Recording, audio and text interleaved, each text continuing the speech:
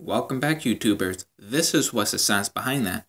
And in today's video, I thought I'd go over the whole flat earth versus round earth debate.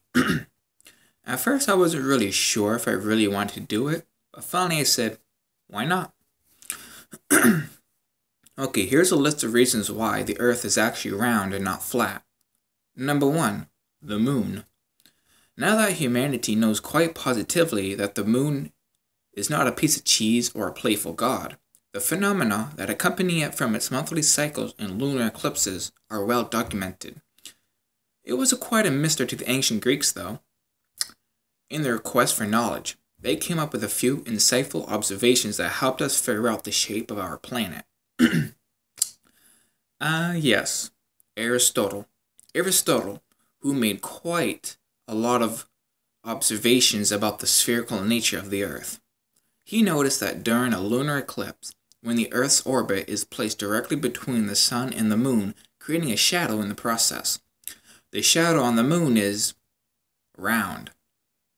This shadow is the Earth's, and it's a great clue to the spherical shape of the Earth, since the Earth is rotating. Okay, I'd advise you to see the Foucault pendulum experiment for a definite proof. Number 2. Ships in the horizon. If you've been next to a port lately, or just strolled down a beach and stared off into the horizon, you might have, perhaps, noticed a very interesting phenomenon. Approaching ships don't just appear out of the horizon, like they should if the world was flat, but rather they emerge from beneath the sea. The reason ships appear as if they emerge from the waves is because the world is not flat. It's round. Okay? Here's a very interesting fun fact. Do you remember that story about Christopher Columbus sailing the ocean blue in 1492 in order to prove the world was round and not flat? What if I told you that story is completely false? Yep. Surprisingly, it is. This flat earth myth made it to number 1 on the list of false historical myths as acknowledged by the Historical Society of Britain. In fact, with the exception of few fringe believers of both the church and the secular world, just about everybody in the day of Christopher Columbus knew the earth was a sphere. In fact, the Bible states in Isaiah chapter 40 verse 22, it states the earth is actually round. I'll explain more on this later. So where then did the story of Christopher Columbus and the flat earth originate from? Well, actually, believe it or not, it originated from anti-creationists and atheists, whom are trying to attribute the story to Christians and creationists in order to slander them and make them look bad. Yep, it was all created by the atheists. This is all well documented in the historian's, whose name is Jeffrey Burton Russell's book, which is titled Inventing the Flat Earth. Russell summed up his book in the scathing commentary at the American Scientific Affiliation Conference, also the ASAC, a reason for promoting both the lie about Columbus and the general lie that religion and science are in an eternal conflict in Western society is to defend Darwinism. That's right. The flat earth lie was basically like ammunition against the creationists. The argument was simple and powerful, if not elegant. This is a quote by an atheist. He quotes this. I believe it was during the conference as well. He says, "Look how stupid these creationists are. They are always getting in the way of science and progress. These people who deny evolution today are exactly the same sort of people as those idiots who've at least 1,000 years ago denied the round earth." Well, first of all, let me just start with this. There are a lot of pretty good creationists today that actually know some pretty good scientific information. A lot of them have actually helped us a lot. Like drugs and antibiotic, for example, or maybe some of them has helped us out with astronomy or, etc., etc. I do want to point out that there are some evolutionists out there that are actually pretty stupid, believe it or not. So yeah, it can be vice versa. Even if it doesn't appear to be, it can be. Okay, first of all, Mr. Atheist, how stupid can you get? Come back to me once you've learned real science, and then we'll talk about it. Don't just assume someone's an idiot without actually looking at their background first. Let alone, is what do you believe about that person even true? How do you know that what we told you about that guy isn't a lie? If you've ever watched some of my videos, you'd probably know by now that I am a creationist, and you're just lucky that at least I know what science is. And I actually know some pretty good information about science in our world. A whole lot more than probably you, Mr. Atheist, believe it or not. But let's just say that's a subject for later. And we can debate about that later. Okay, so basically this story was first propagated in 1830 by two anti-church authors, Antoine Jean Letron and Washington Irving. Now, whoa, wait a minute. 1830? Yep, surprisingly. So you mean to tell me that this lie has been propagating around for nearly 180 plus years? And still, even today, the atheists and anti-creationists are taking this lie and they are concocted, they are taking that lie which they created and they are hurling it at creationists and Christians, which, by the way, has nothing to do with this lie. And they're trying to make us look bad. Not cool, man, just not cool. So right here, I believe the flat earth theory has just been debunked. Well, sort of. But actually, I want to keep on going even further into this subject, because I believe there's a whole lot more to talk about than, well, what I just said. And number 3, a very interesting one. Varying star constellations. This observation was originally made by Aristotle, who lived 384 to 322 BC. Aristotle declared the Earth was round, judging from the different constellations one sees while moving away from the equator. After returning from a trip to Egypt, Aristotle noticed that, quoting, "There are stars seen in Egypt and Cyprus which are not seen in the northly regions." End quote. This phenomenon can only be explained if humans were viewing the stars from a round surface. Aristotle continued and claimed that the sphere of the Earth is, quoting again, "of no great size, for otherwise the effect of so slight a chance of a place would not be quickly apparent," end quote. And this is apparently from Decalio 29-A2-10. But anyways, the farther you go from the equator, the farther the known constellations go towards the horizon and is replaced by different stars. This would not have happened if the world was flat. Coming down at number 4, shadows and sticks. If you stuck a stick in the mud, it will produce a shadow. The shadow moves as time passes, which is the principle for ancient shadow clocks.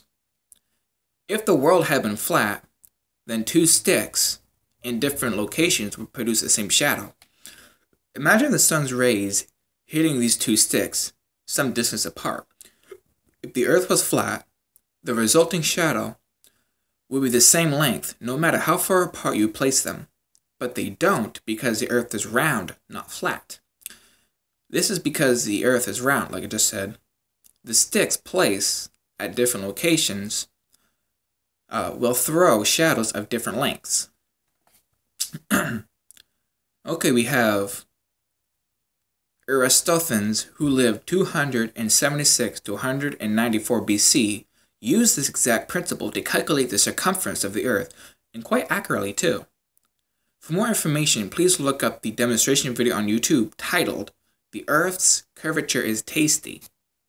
Just look for a picture of an orange. Coming down at number 5, this was a very far-fetched one, but I believe I can pull this one off. Number 5 is basically high distances, airplanes, and Earth's curvature. It's far-fetched, I know, but I believe I can pull it off. Standing in a flat plateau, if you look ahead of you towards the horizon, you strain your eyes, and with the help of binocular lenses you can see. Then you climb up the closest tree, the higher the better. Just be careful not to drop those binoculars and break their lenses. You then look again, strain your eyes some more, stare through the binoculars out into the horizon. The higher up you are, the farther you see. Usually, we tend to relate this to earthly obstacles, like the fact we have houses and other trees obstructing our vision on the ground. In climbing upwards, we have a clear view, but that's not the true reason. Even if you would have a completely clear plateau with no obstacles between you and the horizon, you would see much farther from greater height than you would on the ground. This phenomenon is caused by the curvature of the Earth as well. This wouldn't happen if the Earth was flat. I have seen a lot of videos on this, but just allow me to explain first before you go ahead. We're going to get into planes now. If you've ever taken a trip out of the country, specifically long destination trips, you could notice 2 interesting facts about airplanes in the Earth. Fact number 1, planes can travel somewhat in a relatively straight line a very long time and, surprisingly, will not fall off the edge of the Earth. They can also circle the Earth without stopping. Fact number 2, if you look out the window on a transatlantic flight, or any other flight, you can, most of the time, see the curvature of the Earth in the horizon. I don't know how true that is, but yeah. I'd recommend doing your own research and just come to your own conclusions on that. Okay, so, Earth's curvature. I've seen some people say that Earth doesn't have a curvature. Well, if you simply just Googled it, or even performed the experiment yourself, you would probably know Earth does indeed have a curvature. Although, even though it doesn't look like it, it does indeed have one. The Earth has a radius of approximately 3,965 miles. Using the Pythagorean theorem, that of which calculates the Earth to an average curvature of 7.98 inches per mile, or that's approximately 8 inches per mile squared. Okay, I just want to review some of the questions that some of you had about regarding the whole airplane thing. The question number 1, does an airplane need to constantly adjust nose down to follow the curvature of the Earth? The answer is yes. Allow me to explain first. A plane will follow at a constant altitude and will follow the curvature of the Earth and would not gain altitude during a level flight. For instance, if a plane is cleared to maintain 35,000 feet by regulations, the pilot must maintain that level based on a standard barometric pressure setting. That's 29.92 INHG or 103 millibars.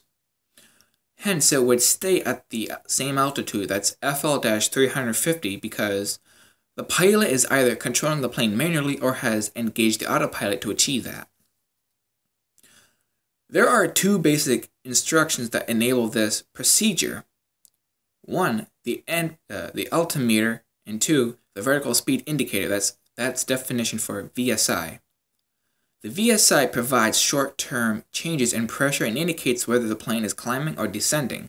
These changes will give an indication to the pilot so that he would level the plane to maintain 35,000 feet. He will then adjust the controls very slightly by use of the elevator and trims. This can be performed automatically by the autopilot as well. As such, the flight controls are constantly moving and very subtle to maintain the correct altitude. In reality, a constant altitude must be kept using the standard pressure, and that means a fixed distance to the Earth's, quoting, the center of gravity, end quote, which is maintained, making the path of the plane a curved one. So the plane isn't really flying in a straight line, geometrically speaking. Because the Earth has curved space around itself due to mass, it bends the very concept of straight line into a circle around itself. Now, ignoring the secondary changes such as, for example, the weight of the plane or the atmospheric pressure, etc., etc., it has to adjust the controls to maintain a specific amount. The flat Earthers most likely will confuse themselves so much that they talk about descending millions and millions and millions of feet per minute, which, by the way, is completely false, and are just completely and utterly confused about how gravity works. So, my opinion, yes, the airplane does have to pitch down to follow the curvature of the Earth. The rate of the pitch is so slow is that it is imperceptible and absorbed completely by maintaining altitude by reference to the altimeter and vertical speed indicator. Okay, so we have at 450 kts. It takes 40 hours to fly around the whole world. The circumnavigation, which requires the airplane to pitch down at 360 degrees.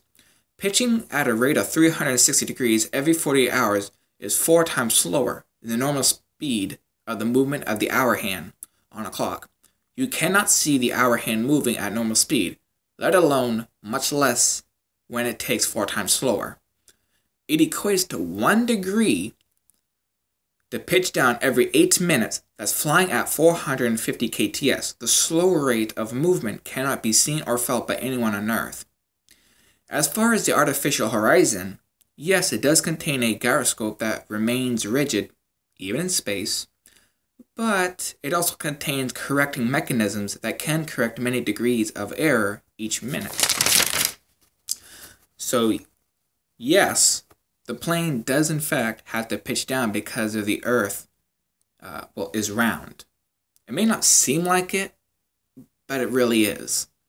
In gravity, on the other hand, I've seen a lot of hearsay about gravity on this, but correct me if I'm wrong.